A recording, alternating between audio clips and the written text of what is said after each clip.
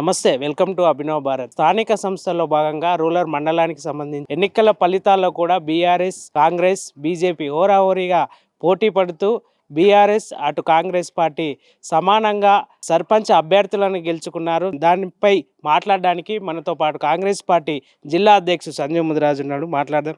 అన్న, చెప్పండి, ఈ స్థానిక సంస్థల ఎన్నికల్లో రూరల్ మండల ఫలితాలను ఎట్లా చూస్తారు? మొట్టమొదటిగా నిన్న జరిగిన సర్పంచ్ ఎన్నికల్లో చాలా ట్రాన్స్పరెంట్గా చాలా సమర్థంగా నిర్వహించిన అధికారులకు ధన్యవాదాలు తెలుపుకుంటున్నాను. అదేవిధంగా ఎవరైతే కాంగ్రెస్ వైపు మొప్పు చూపి కాంగ్రెస్ పార్టీకి మరొకసారి పట్టం కట్టి ఇలా కాంగ్రెస్ పార్టీ ఏ అధికారంలో ఉంది, కాంగ్రెస్ పార్టీయే చేయగలుగుతుందనే నమ్మకంతో ముఖ్యంగా యువత, మహిళలు, రైతులు, అదేవిధంగా చాలా మంది అందరూ కూడా కాంగ్రెస్ పార్టీకి ఓటేసినందుకు కూడా వారందరికీ కూడా ధన్యవాదాలు తెలుపుతున్నాను.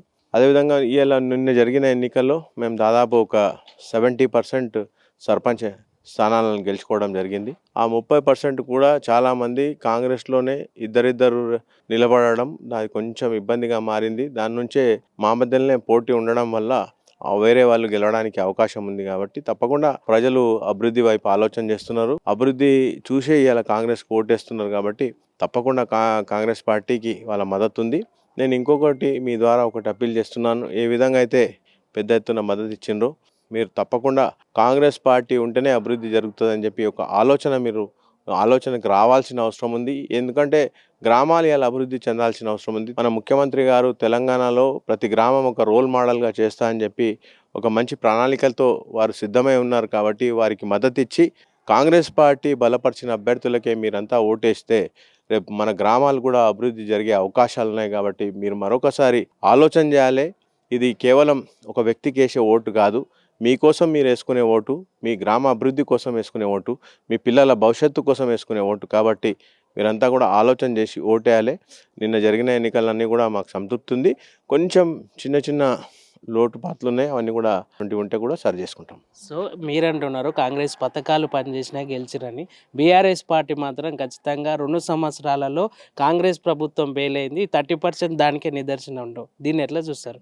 ఇక వాళ్ళకు బీఆర్ఎస్ వాళ్ళకు చెప్పడానికి ఏం లేదు. ఇంకా వాళ్ళకు కాంగ్రెస్ పార్టీ చేస్తున్న అభివృద్ధి పనులను చూసి వాళ్ళు అవాకవుతున్నారు. ఎందుకంటే వాళ్ళు 10 ఏళ్ళు అధికారంలో నుండి ఇన్ని పథకాలు 2 సంవత్సరాలనే కాంగ్రెస్ పార్టీ చేసింది చూసిన తర్వాత వాళ్ళు అరే కాంగ్రెస్ పార్టీ ఇంత జోరుగా ప్రజల్లోకి దూసుకెళ్ళిపోతుంది, మేము ఆ ట్రేస్ లేకుండా ఎక్కడ కూడా బీఆర్ఎస్కు ట్రేస్ లేకుండా చేస్తుంది. ఎందుకంటే ఆల్రెడీ మీరంతా చూస్తున్నారు. ఇప్పుడు కవిత గారే వచ్చి ఏ విధంగా టీఆర్ఎస్ ప్రభుత్వంలో స్కాములు జరిగినాయి, ఏ విధంగా టీఆర్ఎస్ ప్రభుత్వం ప్రజలను దోచుకున్నదని చెప్పి వారి కుటుంబం నుంచే వచ్చి చెప్పడం జరుగుతుంది అలా. కాబట్టి టీఆర్ఎస్ వాళ్ళకు జస్ట్ ఇదంటే ఇది గ్రామంలో జరిగిన ఎన్నికలు. కొన్ని వాళ్ళ దగ్గర బాగా అక్రమంగా సంపాదించిన డబ్బు చాలా ఉంది వాళ్ళ దగ్గర. ఇలా కొంతమంది ఇంకా ఓటర్లు అవగాహన రాలేదు. ఇలా గ్రామ అభివృద్ధి కంటే వాళ్ళు ఇచ్చే డబ్బులే ముఖ్యం అనుకొని చెప్పి వాళ్ళు వేసిండ్రు.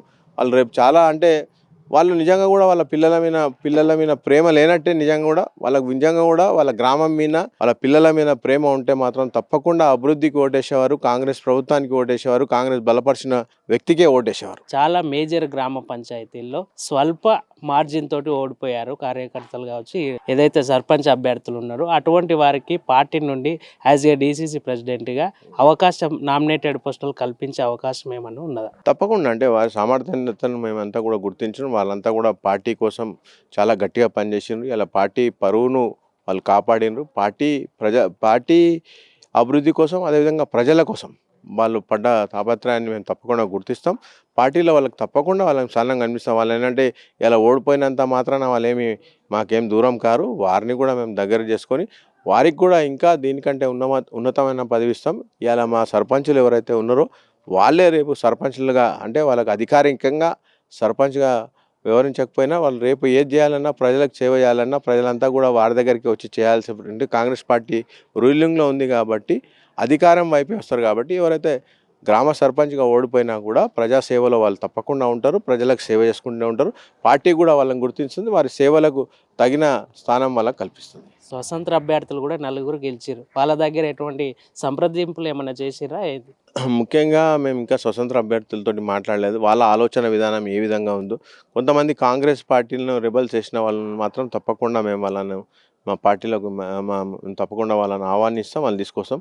తర్వాత మాకంటే ఏదైతే సంస్కృతి ఉందో కాంగ్రెస్ పార్టీ మీద రెబల్ వేసేది అది కరెక్ట్ కాదు. అది మేము దాన్ని పూర్తిగా నిషేధిస్తున్నాం. మేము చాలా దగ్గర కూడా చెప్తున్నాం.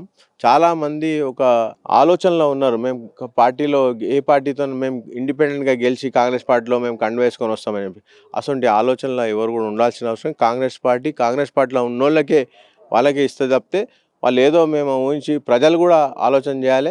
కాంగ్రెస్ పార్టీ బలపరిచిన క్యాండిడేట్కి వేస్తేనే గ్రామం అభివృద్ధి జరుగుతుంది. కానీ ఏదో ఎవరో గెలిచి కండువా కప్పుకొని కాంగ్రెస్లో వస్తే ఆ అభివృద్ధి వేరే ఉంటుంది, ఈ అభివృద్ధి వేరే ఉంటుంది.